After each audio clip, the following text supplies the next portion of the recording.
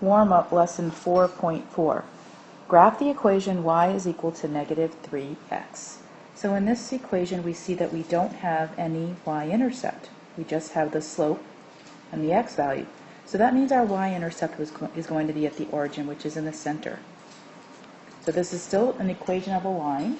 It looks a little strange because it's missing the y-intercept, but really it just means that the y-intercept is 0, which is in the center of the origin. And then we're going to go ahead and move with our slope the same way to graph it.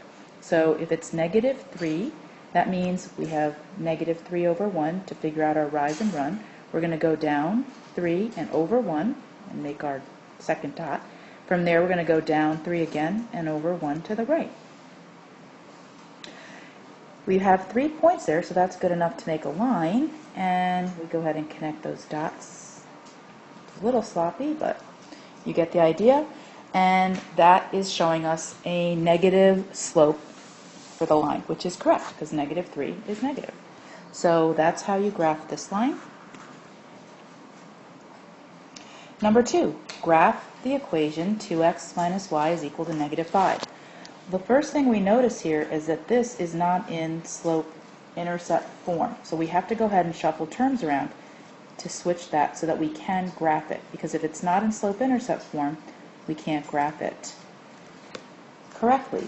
So we're going to move our 2x over, and then we're going to go ahead and remove that negative in front of the y because we can't have a negative sign. We're going to divide everything by a negative 2, a negative 1, to clear that negative sign in front of the y. So now the equation that we're actually going to graph is y is equal to 2x plus 5. It's the same equation as the original, it's just in a different format that's graphable. So the first thing we're going to do is we're going to get our y-intercept, which is 5, because that's our starting point. And we're going to go ahead and plot that point on the y-intercept. From there, we're going to look at our slope to see how we're going to move and in what direction. Our slope is 2, so make that 2 over 1. That'll give us the rise of 2 and a run of 1. So we'll start at 5 and we'll go up 2 and over 1. And then from that point, up 2 and over 1. Once we have 3 points, that's good enough. We can go ahead and connect those dots to make a line. And we see that this line is positive, which makes sense because our slope is positive 2. So that's a quick check you can do. Our last question is write 2x plus 5y is equal to 6 in slope-intercept form. And so here again, we're going to go ahead and shuffle. Our y term is on the correct side. Our 2x has to be moved over, so its sign changes. And then we're left with getting rid of that 5 as a coefficient because we have to have y completely isolated. So we'll divide every single term by 5.